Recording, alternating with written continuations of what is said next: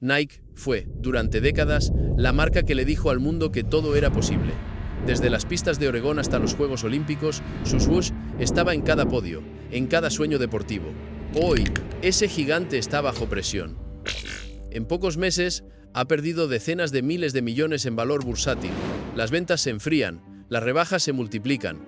Y por primera vez en mucho tiempo, la pregunta es directa. ¿Qué pasó con Nike y por qué tantos consumidores están dejando de verla como la marca intocable que fue durante casi medio siglo? En este video vamos a recorrer su historia. Cómo se convirtió en un símbolo global, cómo intentó transformarse en una empresa tecnológica y qué nos dice su crisis sobre el futuro de las grandes marcas. Antes de convertirse en una multinacional con presencia en casi todos los países del mundo, Nike fue apenas una idea guardada en el maletero de un coche en Oregón.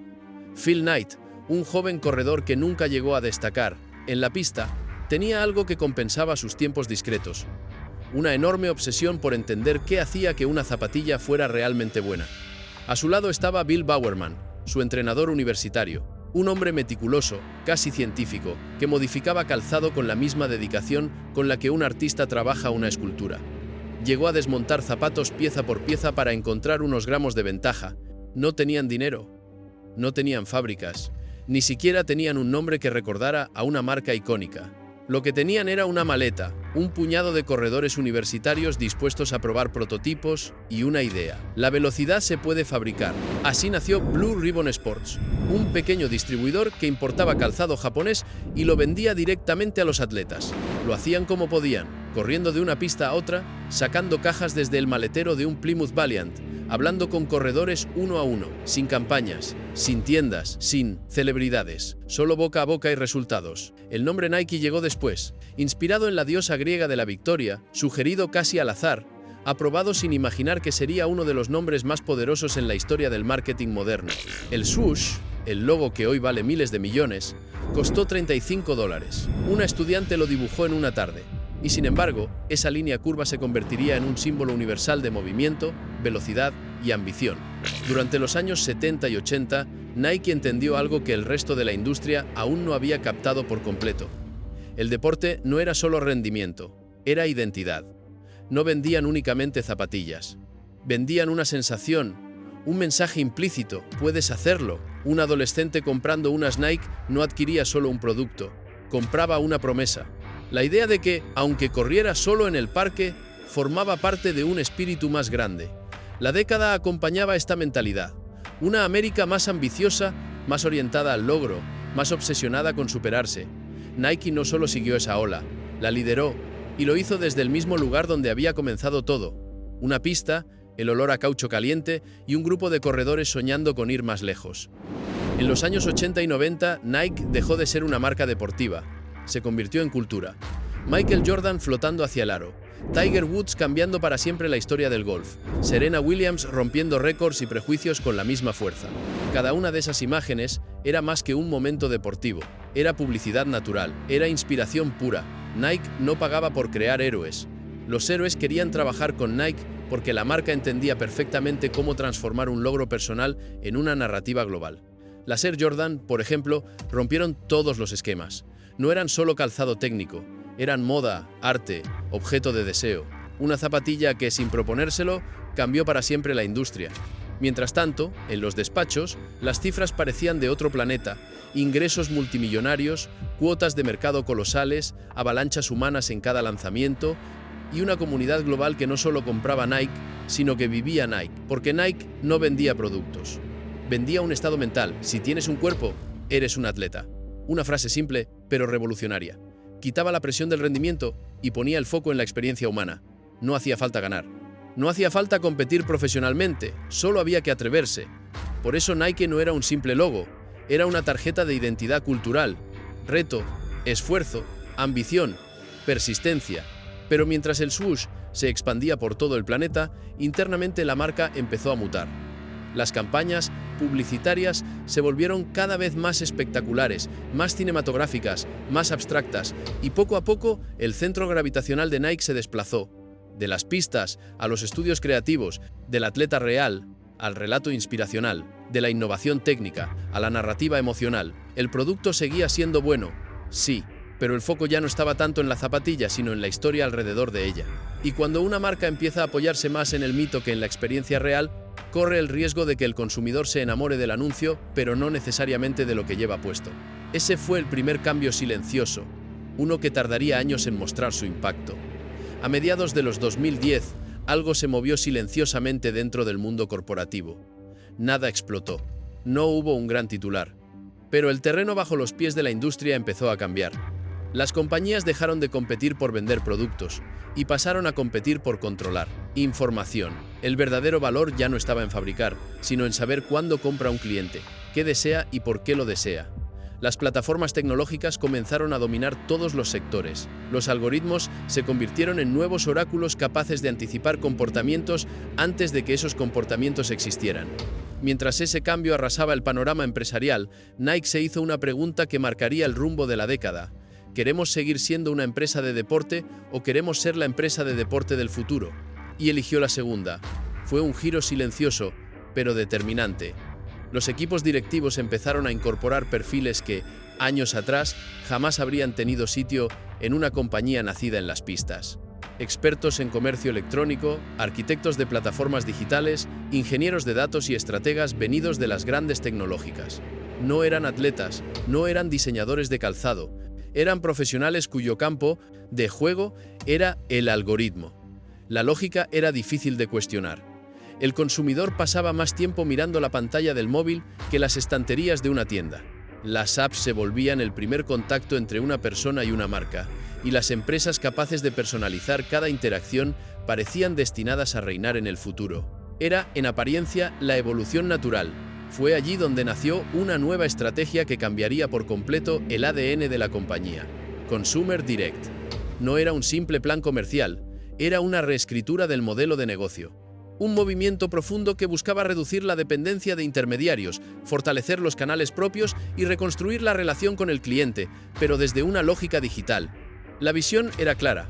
Nike vendería menos a grandes cadenas multimarca, tendría menos presencia en escaparates compartidos con otras marcas y se apoyaría mucho más en su web, su app SNKRS y sus tiendas oficiales. El objetivo era sencillo: tener un canal más directo, más rentable y más medible. Apareció un nuevo tipo de cliente, el usuario digital, un consumidor que interactuaba no con el producto, sino con la interfaz, un comprador que veía lanzamientos a través de notificaciones, no de escaparates, y que elegía su zapatilla según su historial de favoritos, no por la recomendación de un vendedor especializado. Las ventajas eran evidentes: más información, más control, más margen, más datos para tomar decisiones. Y durante los primeros años, la jugada parecía perfecta. La pandemia terminó de acelerar este proceso. Con millones de personas encerradas en sus casas, las compras online vivieron un auge sin precedentes. La aplicación de Nike creció de manera explosiva. Las ventas digitales rompieron récords. Los inversores celebraban como si la compañía hubiese encontrado la llave del futuro. Pero como suele ocurrir, el éxito inmediato puede esconder problemas a largo plazo. Y había algo que nadie estaba viendo con claridad en ese momento. El deporte no ocurre en una pantalla. El deporte ocurre en la calle, en el gimnasio, en el parque, en la pista. Ocurre cuando un corredor se prueba unas zapatillas y siente cómo cambia su pisada.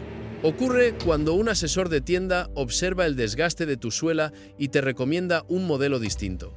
Ocurre en las charlas, en las comunidades locales, en los grupos que entrenan juntos cada mañana. Al volcarse hacia lo digital, Nike no abandonó su esencia, pero sí comenzó a alejarse de los espacios donde su esencia cobraba vida. La decisión, que sobre el papel era impecable, generó una desconexión sutil, no inmediata, no agresiva, pero creciente. El consumidor seguía comprando, sí, pero empezaba a sentir a la marca más distante, menos presente en su día a día real, más enfocada en el dato que en la experiencia. La estrategia funcionaba en los informes trimestrales. Los gráficos mostraban curvas ascendentes. Los titulares hablaban de transformación y liderazgo digital, pero las curvas no revelaban lo que estaba ocurriendo fuera de las hojas de cálculo. Nike estaba renunciando a un elemento que había sido clave desde sus inicios: el contacto directo con la comunidad deportiva. Ya no estaba tan presente en tiendas especializadas, ya no convivía tanto con corredores, entrenadores y deportistas amateur, ya no tenía tantos puntos físicos donde la historia, la técnica y la pasión se transmitían cara a cara. Todo encajaba en el mapa estratégico, pero en la calle, el vínculo comenzó a debilitarse. Y ese debilitamiento, lento pero constante, es el que hoy se refleja en la caída de ventas, en la pérdida de preferencia y en el cambio de percepción de una generación que está eligiendo otras marcas que sí están físicamente con ellos, no porque Nike hiciera algo mal, sino porque, en su salto hacia el futuro, dejó demasiado espacio vacío en el presente. Durante décadas, Nike no solo vendió productos, vendió espacios, vendió la idea de que el deporte era un punto de encuentro, un lugar donde cualquiera podía sentirse parte de algo. Ese espíritu también se trasladó a sus tiendas. En los años en los que Nike dominaba el deporte global, entrar en una de sus tiendas significaba más que comprar ropa. Significaba entrar en una especie de templo del movimiento. Música enérgica, pantallas con atletas inspiradores, empleados hablando con pasión sobre las zapatillas que ellos mismos usaban para entrenar. Era un espacio que invitaba a quedarse, a conversar, a probar, a soñar un poco. Pero cuando llegó la transición hacia lo digital, ese tercer lugar a medio camino entre el hogar y el deporte cambió profundamente. Las tiendas empezaron a funcionar menos como espacios de comunidad y más como nodos de un sistema digital. Habitaciones llenas de ropa se convirtieron en salas de recogida de pedidos. Los empleados pasaron de recomendar productos a gestionar códigos QR y reservas en la app. Las conversaciones se hicieron más cortas, más técnicas, menos humanas. La experiencia, que antes fluía de manera orgánica, comenzó a sentirse más automatizada. El cliente llegaba con el modelo exacto que había visto en el móvil. El proceso se reducía a buscarlo, escanearlo y entregarlo. Había menos tiempo para hablar de la sensación de correr con ese modelo o de cómo se había diseñado. Y ese cambio no fue producto de una mala intención. Fue producto de un sistema que priorizó la eficiencia sobre el encuentro, la rapidez sobre la historia y los datos sobre la experiencia directa. En muchas tiendas, los empleados sintieron que habían pasado de acompañar al cliente a simplemente atenderlo. Y con el tiempo, esa diferencia empezó a notarse también del otro lado del mostrador. La industrialización del tercer lugar no destruyó el espíritu de Nike, pero lo diluyó, lo transformó, lo convirtió en un espacio más funcional que emocional. Y esa transformación, aunque lógica desde una perspectiva operativa, generó un efecto inesperado. Los consumidores, sin darse cuenta, empezaron a buscar en otros lugares aquello que Nike les había enseñado a valorar desde el principio: comunidad, cercanía, deporte real. Antes de que una marca se vuelva global, antes de que un logotipo aparezca en miles de escaparates, siempre hay personas. Personas que ponen su energía, su atención y su tiempo en construir la experiencia que el mundo reconoce. En el caso de Nike, esas personas no eran únicamente los atletas profesionales ni los diseñadores famosos. Eran los trabajadores dentro de sus oficinas, los diseñadores jóvenes que pasaban noches enteras ajustando un prototipo, los empleados en cada tienda organizando lanzamientos en los que había que lidiar con largas colas, y también los responsables de comunidades deportivas que durante años mantuvieron viva la esencia del deporte. Durante la transición hacia lo digital, ese grupo de personas comenzó a sentir un cambio lento, casi imperceptible al principio. Lo que antes se decidía en función de la sensibilidad del atleta, ahora se decidía en función de los datos. Y aunque los datos son útiles, no pueden reemplazar el instinto humano que ha acompañado al deporte desde que existe.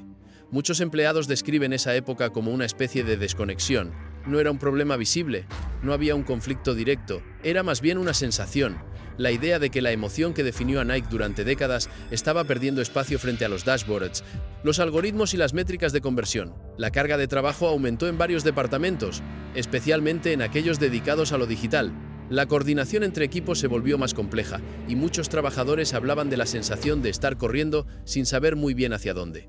Algunos decían que sentían que ya no estaban trabajando en una empresa de deporte, sino en una plataforma tecnológica gigantesca que necesitaba alimentar contenido 24 horas al día. Pero la parte más difícil no fue el ritmo ni las nuevas herramientas. Fue ver cómo la cultura deportiva, esa chispa que movía a diseñadores, creativos y atletas internos, empezaba a diluirse entre presentaciones, análisis de comportamiento y estrategias de ventas basadas más en patrones de consumo que en conexiones reales con el mundo del deporte. En las tiendas físicas, los empleados también notaron el cambio. Donde antes llegaban clientes emocionados por una nueva zapatilla para correr su primera carrera, ahora llegaban personas que simplemente buscaban lo que habían visto en una app. La conversación se redujo, el ambiente cambió y con ello también cambió la manera en que los trabajadores se relacionaban con los consumidores. La motivación que surgía de ver a un atleta probar un prototipo se transformó en la presión de gestionar inventarios que cambiaban sin previo aviso. o promociones que muchas veces se diseñaban desde oficinas muy lejanas sin considerar lo que pasaba en cada ciudad. Y aunque Nike sigue siendo una empresa que invierte en talento, innovación y deporte, muchos empleados describen estos últimos años como un recordatorio de algo esencial. Las marcas solo funcionan cuando quienes trabajan dentro sienten que contribuyen a algo más grande que una métrica. Porque cuando una compañía se aleja demasiado de su esencia, no solo la percibe el consumidor, también la perciben quienes llevan la camiseta por dentro. Los gigantes raramente caen por un golpe directo. La mayoría cae por algo más silencioso: la pérdida de interés. En el caso de Nike, el giro del público no fue un estallido, no hubo un gran escándalo, ni un rechazo masivo. Lo que ocurrió fue más sutil, casi invisible, si no se mira de cerca. El consumidor empezó a cambiar. Durante mucho tiempo, Nike marcó el ritmo de cómo debía verse el deporte, cómo debía sentirse y cómo debía vivirse. Pero cuando la marca dio un paso hacia un modelo más digital, más centrado en aplicaciones y datos, el consumidor, especialmente el joven, dio un paso en otra dirección, hacia experiencias más auténticas, más humanas, más cercanas al deporte de verdad. La competencia también jugó un papel importante. Mientras Nike invertía esfuerzos en el canal digital, otras marcas más pequeñas se acercaban directamente a corredores, comunidades deportivas, clubes locales y grupos de entrenamiento. No llegaban con anuncios espectaculares, sino con algo mucho más simple: presencia auténtica. Los corredores lo notaron, los entrenadores lo notaron, y lentamente también los consumidores más habituales empezaron a notarlo. La conversación cambió. En redes, en foros y en tiendas especializadas comenzaron a aparecer comentarios que antes eran raros. Ya no se siente igual. Es buena marca, pero me falta algo. Me gusta Nike, pero ahora estoy probando otras. Este tipo de frases, aunque parezcan pequeñas, son señales que cualquier marca debe tomarse en serio. El público no dejó Nike por enojo, la dejó por inercia, por curiosidad, por nuevas alternativas. Marcas emergentes ofrecían lo que Nike solía simbolizar: la sensación de pertenecer a un grupo deportivo real. No buscaban convencer mediante grandes historias, sino mediante la experiencia. Al mismo tiempo, algunos consumidores comenzaron a sentir que la distancia entre ellos y la marca se había ampliado. No era que Nike dejara de ser buena, era que ya no parecía hablarles con la misma cercanía. El consumidor actual, especialmente el más joven, busca marcas con las que pueda identificarse emocionalmente, no solo aspiracionalmente. Busca autenticidad, busca sentir que lo entienden, no solo que lo estudian. Ese cambio cultural provocó un movimiento silencioso, pero constante. Clientes fieles desde hacía años empezaron a diversificar sus compras. No lo hicieron para reemplazar a Nike, sino porque la variedad del mercado deportivo creció y se volvió más interesante. Y en ese espacio abierto, Nike dejó de ser la única opción. El giro del público no representa un rechazo, representa una evolución, una nueva manera de consumir deporte, más cercana, más comunitaria, más humana. El reto de Nike, como el de cualquier gran marca, será decidir cómo reconectar con ese público sin perder lo que la hizo grande, pero también sin ignorar lo que el consumidor actual espera: honestidad, cercanía y propósito. Porque al final, ninguna marca cae por perder ventas. Las marcas caen cuando pierden significado. Y Nike está justo en ese punto crítico, el momento en que debe recordar por qué la amaron para volver a ser amada. Al final, la historia de Nike no es solo la historia de una empresa. Es el reflejo de un patrón que vemos una y otra vez en las grandes marcas del mundo. El momento en que la ambición supera al propósito. El instante en que la distancia entre la compañía y su comunidad se vuelve demasiado grande para ignorarla. El ascenso de Nike fue posible gracias a una idea simple: que cualquiera, sin importar su origen o su nivel, podía sentirse parte del espíritu deportivo.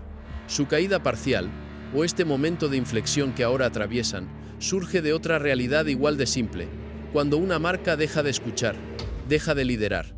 Este guión no busca dictar un veredicto ni señalar culpables. Las empresas evolucionan, cometen errores, se reinventan, tropiezan y vuelven a encontrar su ritmo.